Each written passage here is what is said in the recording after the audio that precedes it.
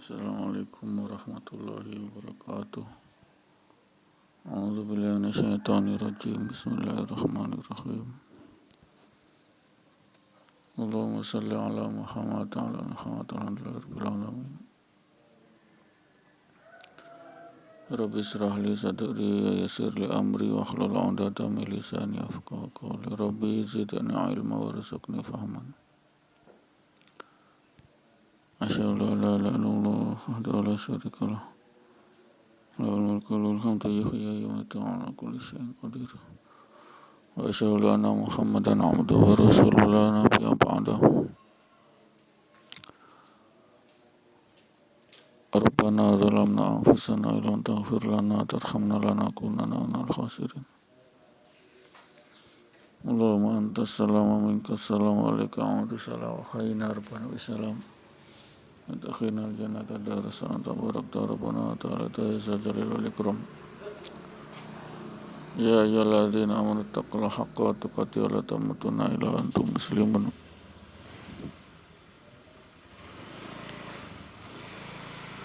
Alhamdulillah ahyana pada amatan awalai nusur.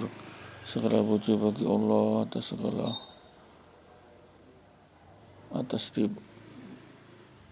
hidupkannya kembali dari kematian sementara yang tidur malam, dan kepada Allah lah kita kembali. Pendengar yang dirahmati Allah, kita masih diberi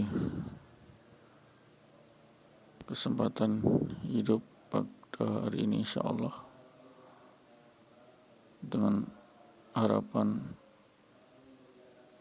ridha Allah, yakni berkah di tiap waktu saat pada hari ini insyaallah, bertambah pahala dan berguguran dosa.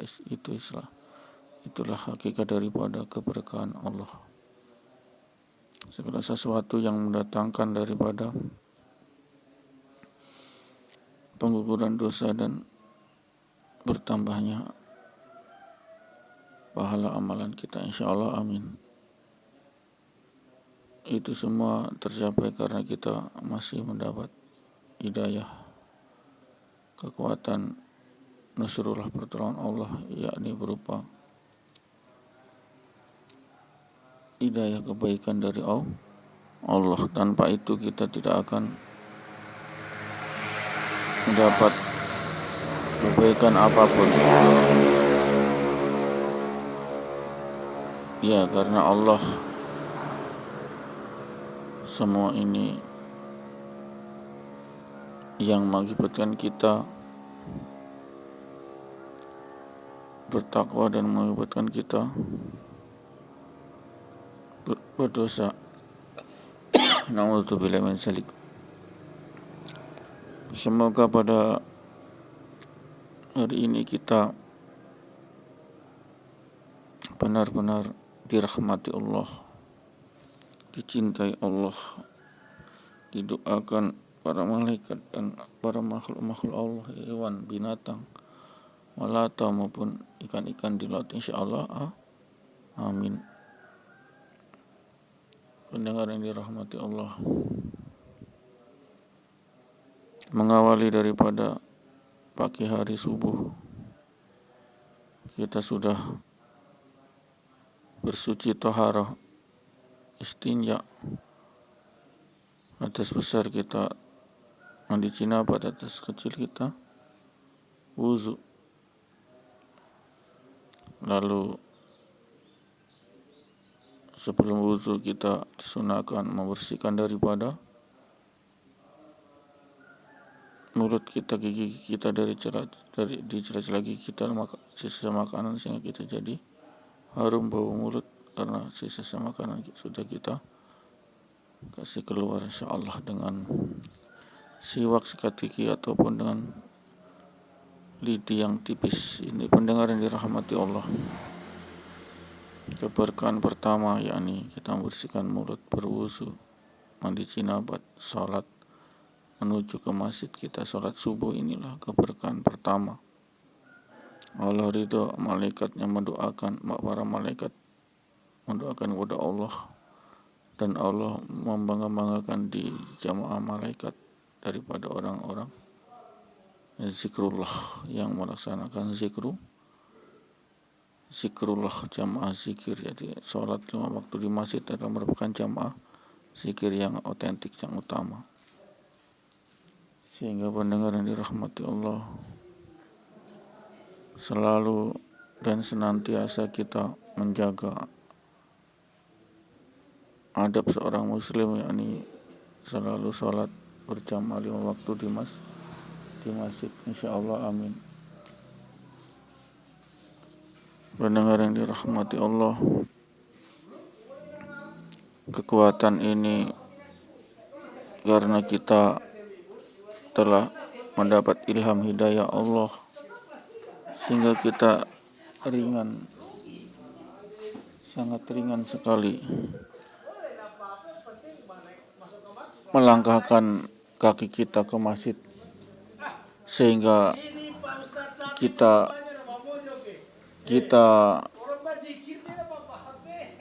kita senantiasa diridhoi oleh Allah.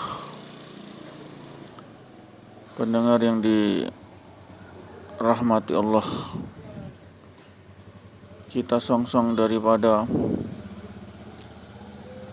fadilah Allah di pagi hari, di hari ini. Fantasiru fil ardi wa yabtaghu min fadillah. Bertebaranlah kamu di muka bumi dan cari fadilah Allah. Fadilah Allah berupa pintu-pintu rezeki, maupun juga pintu-pintu hikmah, pahala dari Allah. Ini pendengar yang dirahmati Allah, sehingga wajib hukumnya kita bekerja mencari fadilah Allah, karunia Allah yang telah Allah tebarkan di muka bumi. Wajib itu kerja, profesi kita wajib, karena Allah menyuruh kita dalam Al-Quran, sama dengan aqimis sholat, dirikan sholat, sama dengan fantasiru, bertebaran kamu, sama statusnya. Ini adalah ayat. Aqimis sholat juga ayat menyuruh kita, wajib kita hukumnya daripada bekerja sesuai dengan profesi kita. Ini pendengar yang tidak, kalangan muslim jarang yang paham mengenai ini. Seakan-akan rezeki dari Allah, kita jangan menuhankan kerja. Kalau tidak kerja bagaimana? Salah begitu, pandangan begitu salah. Ada kerja bagaimana? Kerja itu sendiri, profesi itu adalah wajib. Perintah Allah, fantasiru fil ardi, sama dengan aqimis sholah, wajib. Jangan bilang kalau tidak kerja bagaimana? Ya tidak kerja, ya tidak makan, tidak bisa makan, tidak dapat rezeki. Fadilah Allah, tahu, mencari fadilah Allah. Ini ada sekte-sekte, aliran-aliran, terutama tablik ini yang mengatakan begitu. Kita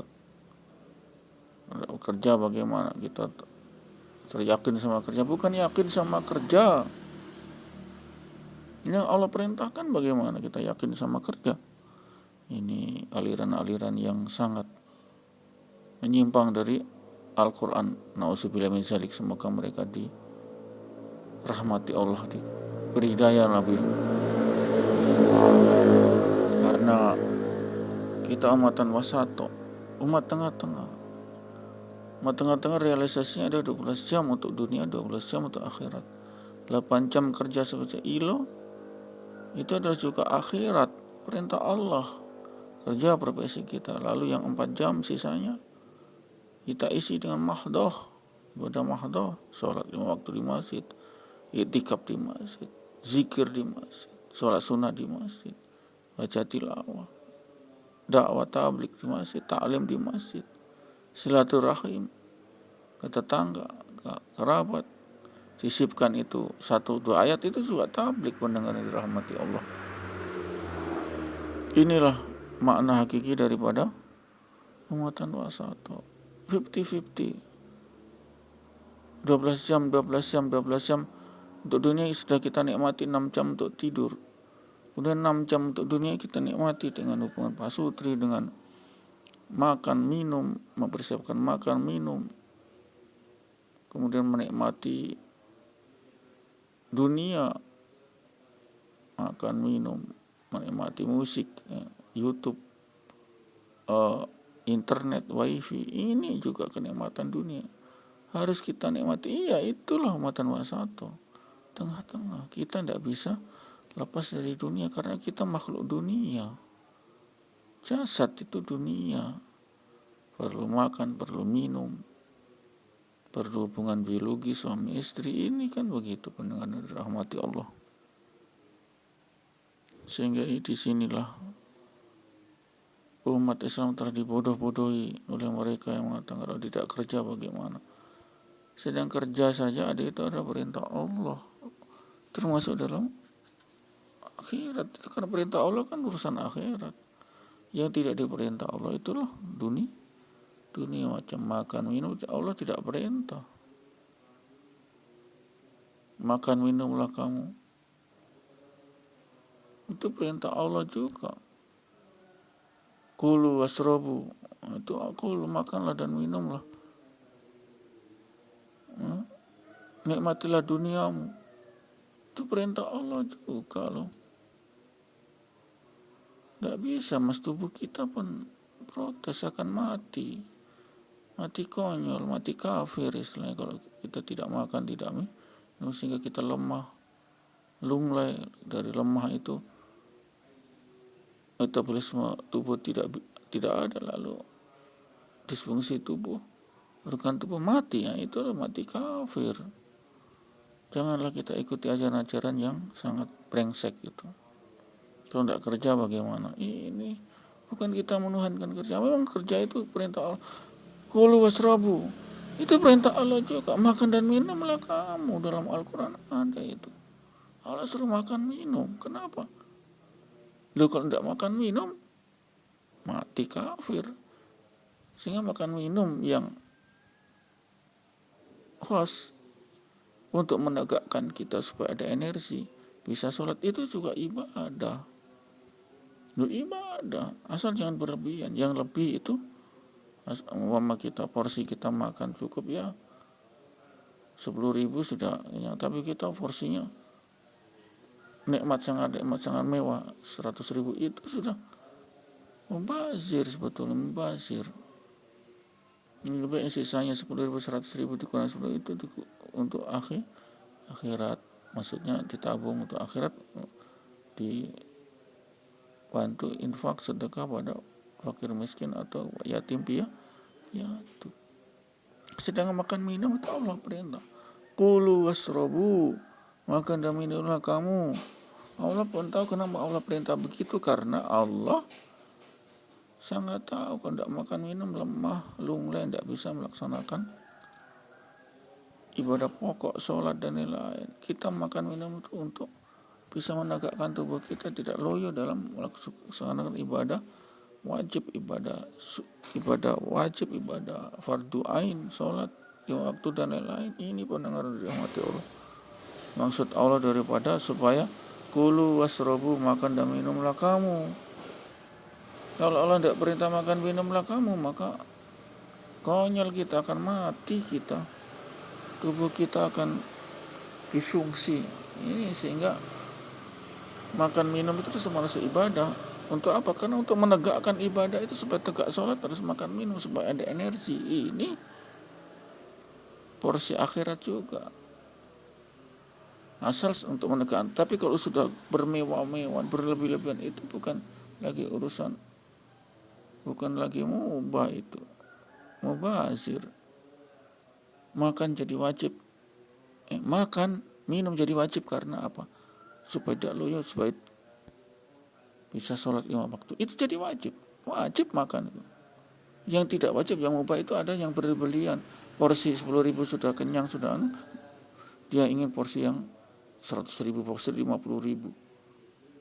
Itu namanya mubazir. Kelebihan 40 seharusnya bisa kita tabung atau kita sumbangkan, kita kirim ke akhirat untuk panti asuhan anak yatim dan fakir miskin, dan itu para fisabilillah.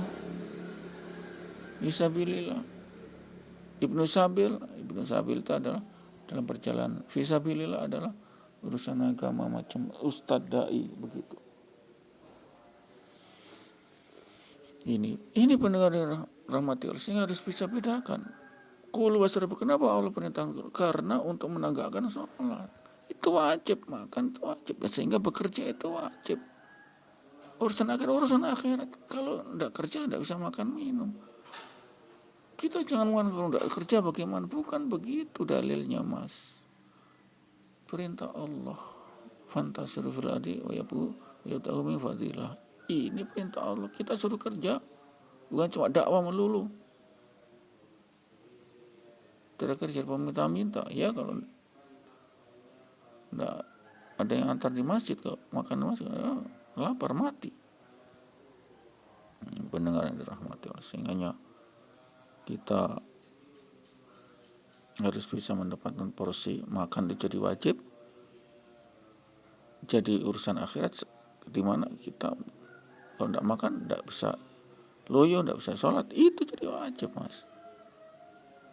Itu yang mubah itu yang berlebihan ya. Kalau porsinya 5.000, 10.000 makan sudah cukup, dia tambah sampai menu banyak, itu sudah mubah, menuju ke mubazir sia-sia. Ini pendengar yang dirahmati Allah, sehingga perlu kita tempatkan suatu dalil itu pada nas dalil yang otentik sesuai dengan makna dalil itu.